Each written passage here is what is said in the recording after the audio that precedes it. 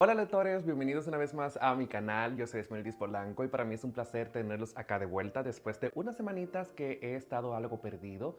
Y pues resulta, pase, y acontece que no estoy en mi casa. Me he trasladado al este de la República Dominicana por cuestiones laborales y pues por el momento estaré por aquí. Como pueden ver, es un fondo totalmente diferente al que los tengo acostumbrado. No están mis libros. De hecho, en esta casa no tengo absolutamente nada de libros físicos.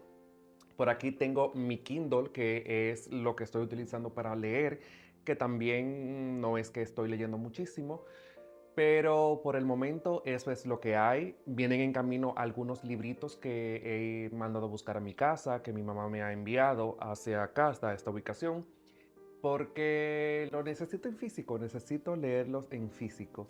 Y nada, pues ya hace mucho tiempo desde que hice el wrap-up de mis lecturas, que prácticamente lo estaba haciendo cada 2 meses, pero sin embargo creo que en este 2025 no he hecho ningún wrap-up, me parece que no.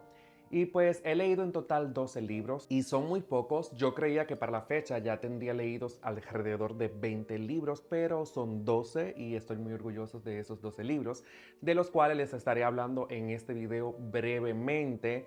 Y digo brevemente porque siento que no hay necesidad de abundar tantísimo en estos libros. La mayoría de ellos ustedes lo conocen y pues son libros que sí han sido buenas lecturas, otras más o menos y así. Pero nada, lo que quiero hacer es simplemente, igual que en el wrap-up, ponerle un poquito de contexto a cada libro. Obviamente no lo tengo físico, por lo que van a estar viendo en pantalla la imagen de la portada en digital. Y un poquito sobre qué me gustó, qué quizás no me gustó, o en sentido general qué me pareció el libro, dependiendo cómo aplique lo que yo pueda decir de él y lo que recuerde, porque han sido tiempos de muchos cambios en mi vida. Así que nada, para que el video no sea muy largo, empecemos, pero antes déjame arreglar un poquito la cámara. Creo que ahí está mejor. El primer libro que leí en ese 2025 fue The Power, de la autora Naomi Alderman. Siempre olvido ese nombre, tengo que leerlo. Tengo aquí mi computadora donde tengo la lista de todos los libros que leí. Y pues este libro tenía mucho tiempo en mi librero. Lo compré específicamente por su portada, no voy a negarlo. Es una portada que a mí me parece muy bonita, muy original, no sé. Y pues cuando leí la sinopsis en la librería dije, sí necesito este libro porque me gusta la portada, me gusta la sinopsis, entonces necesito leerlo. Este libro pues trata la historia de unas chicas, o más bien de todas las chicas alrededor del mundo, todas las niñas a partir como que dentro de los 12, 14 años por ahí, empiezan a tener unas habilidades sobrenaturales de electricidad, su cuerpo emite electricidad y pues esto hace un cambio radical en el mundo sobre la política, sobre la economía, sobre la cultura, sobre las sociedades y los estatus y sobre todo sobre el sistema patriarcal.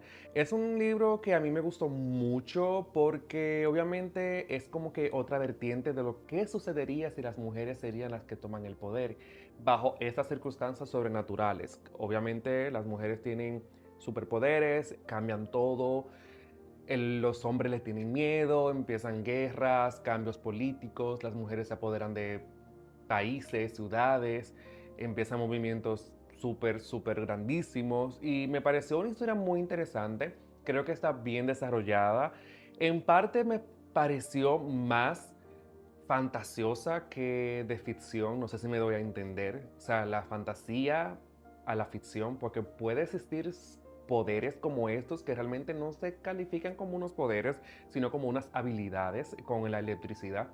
Y sin embargo, sí habían otras cosas como un ente, una mujer, no sé, que le hablaba a una de los personajes en su mente y le decía qué hacer. Y eso me pareció bastante fantasioso con la temática principal del libro. Creo que ahí fue lo único que no me gustó y que se salió un poquito de contexto. Sin embargo, es un libro muy bueno. También hay una serie que está disponible, creo que es en Prime Video, con el mismo nombre, se llama The Power o El Poder en español.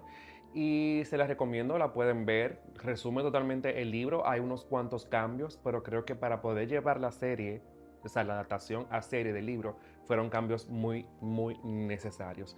Así que eso fue absolutamente todo lo que puedo decir de The Power de Naomi Alderman. Siempre se me olvida el nombre de esa señora. Este es un libro también demasiado popular, un libro que no dejaba de verlo desde su lanzamiento cuando se hizo muy, muy famoso y luego cuando fue traducido al español y todo el mundo estaba hablando de él en TikTok, en Instagram, aquí en BookTok. O sea, era una locura total, pero era un libro que a mí nunca me llamó la atención, nunca, no sé, nunca me motivé a ello. Sin embargo, este libro fue seleccionado por los miembros de mi club de lectura, el Club de las Mil Historias, que abajo en la cajita de la descripción le dejo todas las informaciones para que pasen por la página de Instagram del club y se puedan inscribir en él. Actualmente está funcionando de manera virtual porque obviamente estoy lejos de Santiago y de Santo Domingo. Y pues La paciente silenciosa de Alexis Michaelides, o Michaelite, como he escuchado que alguna persona lo dice, no sé. Este libro de La paciente silenciosa trata de una pintora, una artista muy reconocida que tras unos sucesos que no se nos dan a entender, desvive a su esposo y luego guarda silencio por más de 6 años.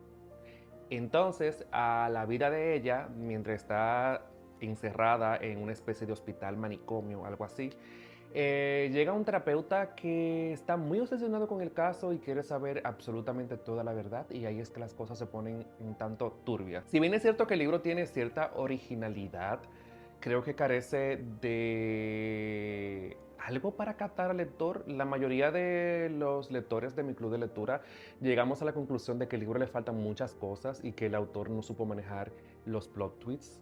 Pero sin embargo, si es un libro entretenido, creo que si te gustan los thrillers o si estás empezando a leer los thrillers, perdón, específicamente los psicológicos, este sería un buen libro para que tú inicies. Sin embargo, a mí me dejó indiferente, creo que le di una puntuación de 3 sobre 5 estrellas o una puntuación de 2.5, no sé.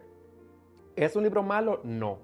Pero es un libro que carece de muchas cosas que yo sé que son necesarias de parte del autor para que nosotros los lectores podamos disfrutar al 100. Sí hay personas que se sorprendieron en el club de lectura, hay muchas personas que se sorprendieron con el final, yo no me sorprendí, e incluso creo que entre las primeras 50 páginas del libro ya yo sabía cómo iba a terminar el libro. Por eso les digo que para mí fue un tanto predecible, pero para muchas personas fue totalmente una sorpresa, lo cual se entiende porque quizás yo ya haya leído muchos libros que tengan muchos plot twists y esté más ya como que con el conocimiento en mi mente de las cosas que pueden suceder en libros como este. Sin embargo, sí es un libro muy interesante y como dije, lo recomiendo a todas las personas que están iniciando en ese mundillo del thriller y de los libros de psicología y cosas así. Así que sí, es una lectura buena, puedo decir. El tercer libro que he leído en ese 2025 es Niño Santo de Luis Maura. Es un libro que ya tenía alrededor de unos 3 añitos por ahí en mi librero y pues me vi en la necesidad de leerlo porque ya basta de tener ese libro ahí y porque necesitaba una lectura que sea ligera y quizás corta. Y pues este libro trata sobre un niño que quiere ser santo y pues impulsado por su maestra e inculcado en la tradición católica de su pueblo por parte también de su madre y algunos familiares, el niño cree estar más cerca de Dios cuando está en la iglesia y cuando se convierte en monaguillo. Pues en su escuela él no la pasa muy bien. Todo su mundo se ve patas arriba cuando uno de sus acosadores llega a la iglesia para convertirse también en monaguillo y ahí está todo. Es prácticamente el resumen del libro. Es un libro muy bonito, pero también es un libro muy doloroso y trata sobre desde mi perspectiva personal y lo que yo pude entender y lo que capté sobre él, sobre el dolor que dejan estas tradiciones religiosas como la Iglesia Católica y otras religiones que no necesariamente tienen que ser católicas. Pero sí es una historia que me marcó bastante porque tengo cierta similitud con este niño, con el niño santo. Y pues es un libro que es muy cultural, muy tradicional. Sí, es un libro que me marcó bastante y como les dije, es un libro triste por la razón de que vemos cómo la religión moldea la mente específicamente de un niño y también de los adultos y de todo un pueblo. Y cómo esta no siempre es una salvación, no siempre es un lugar de paz, no siempre es un momento de nuestras vidas en lo que a veces creemos que vamos a conseguir una buena relación con Dios, con nosotros mismos y que por cosas de los humanos pues no puede ser así. La religión en muchos casos puede ser muy dañina. Eso es lo que me dio a entender este libro. Lo recomiendo, es una lectura que se lee rápido, es una lectura para reflexionar, sobre todo el tema de inculcarles cualquier tipo de religión a los niños antes de que ellos mismos vayan creciendo y decidan lo que quieren en su vida. El cuarto libro que leí en ese 2025 fue Caribelis y cómo se convirtió en la reina de la costa caliza. Es un libro sobre fantasía, podemos decir, porque Caribelis es una flor, ella es la flor de Bayahíbe, que por cierto es la flor nacional de la República Dominicana. Y pues esta es una flor hermosísima de color fucsia y dentro de su entorno, justamente en esta zona donde yo ahora mismo estoy residiendo, donde estoy viviendo, que es el este de la República Dominicana, Caribeli se ve atacada por varias especies y por catástrofes naturales como tormentas y cosas así. Y pues trata sobre la vida de esta flor y cómo se convirtió, obviamente como lo dice el título, en la reina de la costa caliza y todo lo que tuvo que pasar. Me gustó muchísimo esta historia porque es rápida, es un libro con muchas ilustraciones, muy hermoso, muy bien cuidado. De verdad que muchas felicidades a la escritora. A Raquel, deja ver, Raquel Judith Mora, iba a decir Judith primero, pero no, es Raquel Judith Mora, por su excelente trabajo y a su equipo por el excelente trabajo de edición. Es un libro de verdad que les recomiendo muchísimo, específicamente para niños a partir creo que de los 8 o 10 años en adelante, dependiendo qué tan avanzada esté su lectura. Y pues sí, es un libro muy bonito y también tiene guiños históricos sobre la República Dominicana, como el tema de las catástrofes naturales, sobre nuestras especies de fauna y flora y sobre todo sobre los descubrimientos científicos que se han realizado aquí en la isla de La Española y sobre todo en la parte del este de la República Dominicana. Es un libro con muy buen valor cultural e histórico, aparte de que sea fantasía y que también sea una historia más para niños, así como que middle grade y cosas por ahí como que entre los 8, 10, 12 añitos. El siguiente libro que leí, que es el número 5, también un libro seleccionado por los lectores de mi club de lectura, el Club de las Mil Historias. Este libro sí ya yo lo tenía en mi librero desde hace muchísimos años. Creo que incluso tengo en físico la primera edición de este libro, si mal no recuerdo, o sea, la primera edición que se tiró en español, que fue impresa en español.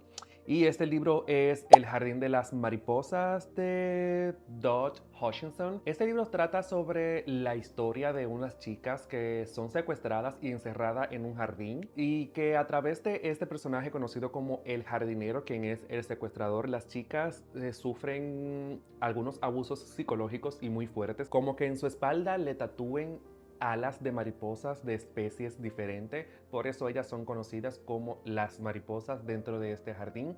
Y la historia es narrada desde el punto de vista de una sobreviviente que logró escapar y que narra todo a través de un interrogatorio. Es un thriller entre psicológico y medio horror, porque tiene cositas de horror muy interesante, pero que sin embargo también me dejó un tanto indiferente. Sí, es un libro que también pudo ser muchísimo mejor. Entiendo que la autora, creo que es una chica, pudo haberlo hecho mejor. Sin embargo, es una serie, hay otros libros. Me han dicho que hay otros libros que creo que son mejores que este. No son historias continuas o eso entendí o quiero creer, no sé. Pero sin embargo, es un libro que de verdad sorprende bastante. Y es muy interesante de leer, es muy interesante, pues tiene mucho de psicología, tiene mucho de thriller, tiene mucho de horror y creo que es un libro muy entretenido. Y como ya les dije, es un libro que prácticamente todos ustedes que están viendo este video lo conocen.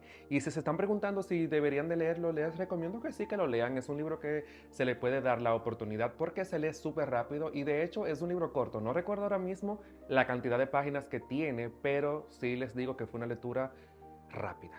Sí, fue una lectura rápida. El libro número 6 que leí en este 2025 es El Capo de Glenn Black, que fue el libro seleccionado entre muchos que me recomendaron ustedes y que yo hice un video que si no lo han visto se lo dejo por aquí, donde yo le pedía recomendaciones y también conseguí muchos títulos sobre dark romance porque es un género o una temática que, bueno, más bien es una temática que yo nunca había leído o no le había prestado la atención y que dije necesito leer un libro de esos y pues dentro de todos estos quedaron 3 libros y yo me decidí a leer El Capo de Glenn Black, que es una autora autopublicada o creo que ya es una autora publicada por una editorial de manera profesional y empresarial, como decimos.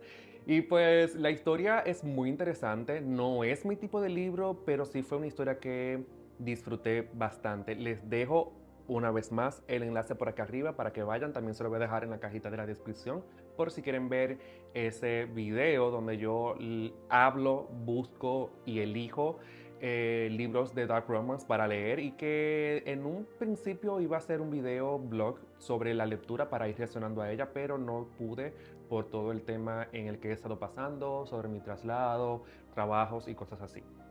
Pero sí fue una historia muy interesante.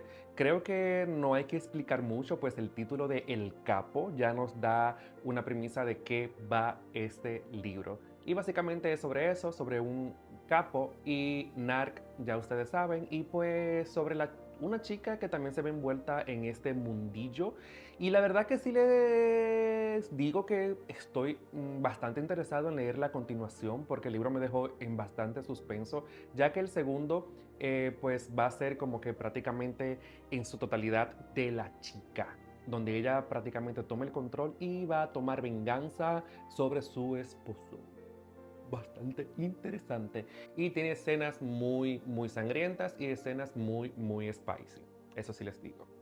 La verdad que el Dark Romance me sorprendió bastante y sí es cierto porque le escribí a Glenn Black por si ella quería recomendarme sus libros y me dijo que debería de iniciar con otros libros que no sean de ella porque los de ella son bastante fuertecitos y la verdad que sí, son bastante fuertecitos. No les digo que no, pero sin embargo sí los disfruté y si ustedes quieren darle la oportunidad, pues denle la oportunidad porque está muy bueno, está muy bueno. Y de hecho las ediciones en físico, se las voy a dejar por aquí, de los libros de Glenn Black son preciosos. Yo creo que antes de todo este auge de las ediciones especiales, ya Glenn Black tenía estos libros disponibles en Amazon en ediciones chulísimas con los cantos pintados, las páginas negras, una maravilla. Una maravilla, yo creo que eso fue una de las cosas que más me llamó la atención de sus libros en un principio y pues también tuve la oportunidad de conocerla en Santo Domingo cuando se hizo el encuentro de Wattpad in the World, que vinieron muchas autoras de Wattpad de Latinoamérica en general a la República Dominicana, que fue un evento grandioso hecho por la librería Booksworth aquí en República Dominicana. El libro número 7 fue La teoría del amor de Ali Hazelwood. Me encanta lo que escribe esta autora, sin embargo me deshice de todos sus libros físicos, los vendí absolutamente todos. Creo que si me siguen en Instagram, que si no me siguen se lo voy a dejar por aquí o por aquí abajo, no sé por dónde que sale, por aquí, por aquí. Y que la verdad sí seguiría leyendo los libros de ella, pero ya lo haría de manera digital, lo leería, los compraría de manera digital en mi Kindle porque siento que todos sus libros son iguales y creo que si ya ustedes han leído un libro de ella, basta con resumirle que simplemente son mujeres de ciencia que se cruzan o con su profesor o con un compañero de clase, algo así, o de su profesión, y que se enamoran, tienen escenas spicy, muy interesantes y que son comedias románticas. Básicamente todos los libros que tengan que ver con mujeres de ciencia, como la Teoría del Amor, que fue este libro que leí, la hipótesis del amor, la química del amor y todas esas cosas, pues prácticamente es lo mismo, el mismo conceptos con personajes diferentes. Incluso en este libro de la teoría del amor, los personajes de la hipótesis del amor hacen un crossover, se juntan, se saludan, se conocen y fue algo muy interesante y muy lindo porque obviamente la hipótesis del amor fue el primer libro que leí de ella y ese libro me encantó muchísimo. Es un libro entretenido, pero sin embargo, después de haberlo leído, fue que decidí deshacerme de todos los libros físicos de esta autora. Sin embargo, creo que ella tiene un libro que se llama Dead Love, algo así. No recuerdo el título ahora mismo, o Caída Libre en español, se lo dejo por aquí, que sí es una de mis próximas lecturas porque me han dicho que es bastante bueno y quizás un poco diferente por el tema que trata y por las escenas spicy que tiene, que realmente no es que yo ande buscando escenas spicy, pero cuando están bien escritas, como en el caso de Ali Hazelwood, que escribe las escenas de spicy muy buenas, pues sí, me interesan.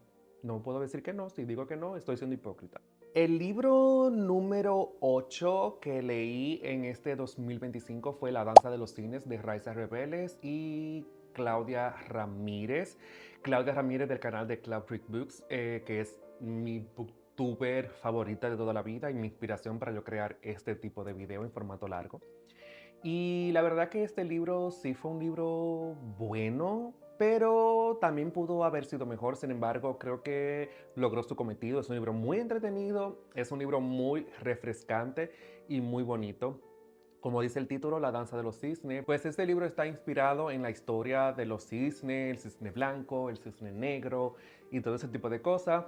Hay magia, pero no hay una magia como tal, así como que los personajes tengan magia, poderes y cosas como el estilo, pero sí sobre que el país depende de un lago, que ese lago básicamente se da a entender como que el lago de los cisnes, y que esta magia de esta agua que le da energía a todo el continente está muriendo y los protagonistas se ven en una misión de que deben recuperar la magia como tal o buscar la manera de que siga funcionando porque obviamente sin este lago no habrá energía o no habrá vida en el mundo.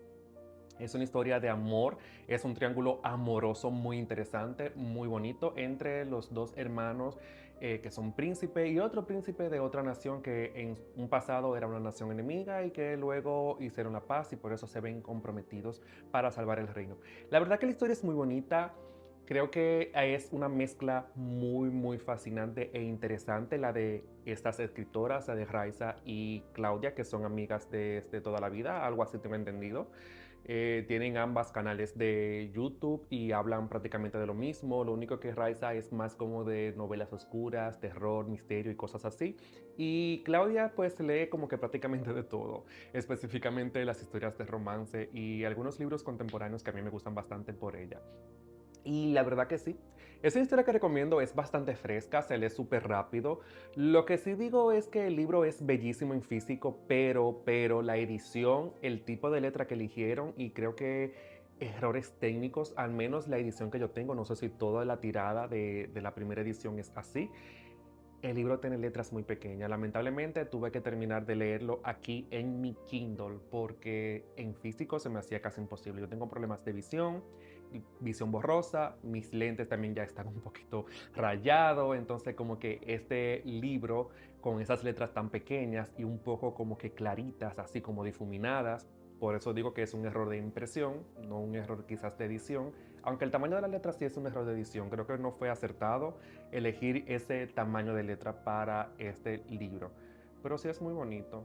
La verdad que sí lo recomiendo. Es una historia bastante fresca. Y como les dije, es un triángulo amoroso y tiene temática LGBT.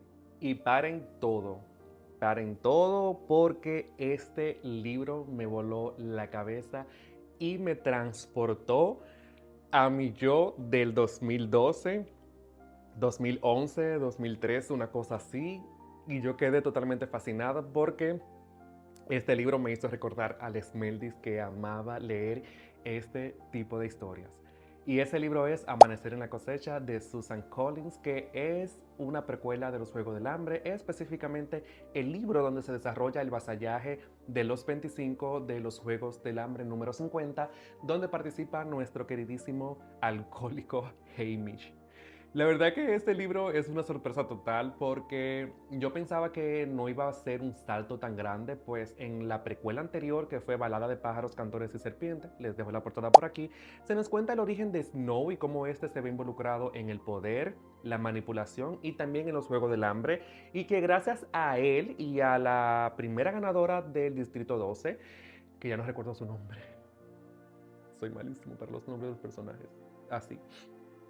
Pues los Juegos del Hambre empanen, o sea, sí, empanen y en el Capitolio dan un giro totalmente más grande, pasan de ser unos simples juegos a un show televisivo, una cosa enorme, con patrocinadores, con personas que se dedican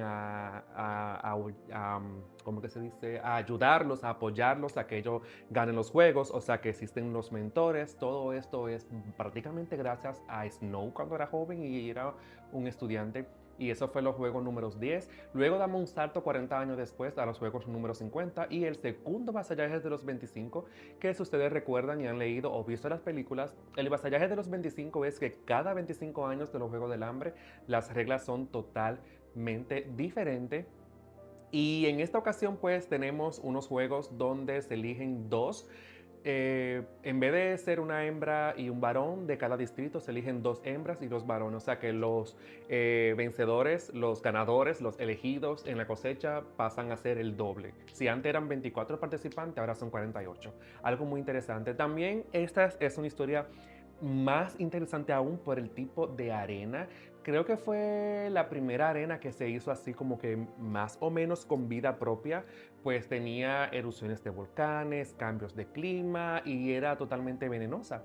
Tenía agua, tenía alimentos, fácil como que de coger, sin embargo eran venenosos. Esto es algo que ya se nos había dicho en libros, en los primeros libros, en los libros anteriores creo, y habían guiños, creo que también en la película, sobre estos juegos de Haymitch, que fueron los juegos considerados uno de los juegos más sangrientos, pero la verdad que fue una historia muy interesante, muy emocionante y también muy triste por todo lo que supuso esos juegos para Haymitch y todas las cosas que él perdió. Pues como ustedes saben, el Capitolio nunca pierde, o bueno, no perdía, hasta que llegó Sinsajo, el tercer libro de la saga original, de la trilogía original de los Juegos del Hambre. El libro número 10 que leí fue Bajo el cielo de Madrid, de Juan Carlos Aijón. Este es un autor español que yo tuve la oportunidad de conocer en la FIL de Guadalajara, en la Feria Internacional del Libro de Guadalajara. Y pues le hice una entrevista, le dejo el video por aquí y recientemente subí una pequeña reseña o más bien unos pequeños comentarios de lo que trata el libro y qué me pareció de una manera resumida en mi Instagram, que vuelvo y se lo dejo por aquí abajo o por ahí, no sé por dónde lo voy a poner, se haga más bonito. Y pues este libro es un libro muy interesante, pues trata sobre Bosco, un hombre de unos 32 años o 30 y tantos años, no recuerdo bien, la edad, que tras 12 años de estar casado con un chico, decide simplemente divorciarse y dar un cambio radical en su vida. Es una historia un tanto pretenciosa y elitista, llena de autorreferencia, boutiques lujosas, after en torres en Madrid, con tragos súper carísimos que sobrepasan los 12, 15 euros la copa. Y pues, pero también a pesar de toda esa parafernalia, a pesar de todo ese elitismo, de todas esas riquezas que podemos ver, hay un humano detrás, obviamente, que al final sufre, se divierte y es feliz de una manera u otra, pues quizás a nosotros nos tocó tener una vida más sencillita, con una botellita aquí en la casa. Sin embargo, a ese personaje le tocó vivir el duelo, la pérdida, el desamor y el conocimiento de la vida de otra manera. Pues obviamente tenía la oportunidad de disfrutarla con dinero y con glamour. Nosotros pues nos toca un poquito de helado, una cervecita y en casita con Netflix. Porque ajá. Sin embargo, es un libro muy bonito y un libro muy inspirador sobre el cambio radical que supone la vida y las cosas que hacemos por nosotros mismos y lo que cuesta ser coherente con nosotros mismos. Así que creo que Bajo el cielo de Madrid es un libro muy interesante donde también Madrid, aunque no es un personaje, se siente como tal. Es como si cobrara vida propia, pues es una ciudad muy iluminada, muy espectacular, pero que también es capaz de arrebatarte todo en la vida, así como también te lo puede dar. El libro número 11 de este 2025 fue una relectura que fue tan poca vida, que de hecho subí un video, aquí se lo dejo también, porque es un libro que se convirtió en uno de mis favoritos y quería leerlo en una circunstancia diferente de mi vida, pues cuando lo leí estaba pasando por muchos malos ratos, muchas malas decisiones amorosas, financieras, familiares, y obviamente el libro me pegó bastante fuerte. Sin embargo, me encontraba a principios de este año en una situación muy diferente a cuando lo leí. Estaba más animado, más dependiente, más flojo de cualquier tipo de cosa, en cuestión de amor, trabajo y todo eso. Y el libro al final me tocó diferente, se sintió diferente, pero sí sigue siendo un libro duro, sí sigue siendo un libro bastante triste, un libro horroroso, pero que está hermosamente escrito. Como tal, le dejo el video por aquí, también se lo dejo en la cajita de la descripción para que vean mi reacción tras la segunda lectura de este triste pero maravilloso libro. Y por último, pero no menos importante, el libro número 12, que acabo de terminar recientemente, lo acabo de leer recientemente, es Alas de Hierro, que es el segundo libro de la saga Empíreo, creo que así que se llama, de Rebecca Yarros. No puedo hablar mucho de este libro, pues es una continuación como tal, y le estaría haciendo spoiler, pero sin embargo puedo decir que el libro me pareció muy interesante, aunque tuve que leérmelo al paso, porque siento que la historia va súper lenta y va como que de a poco.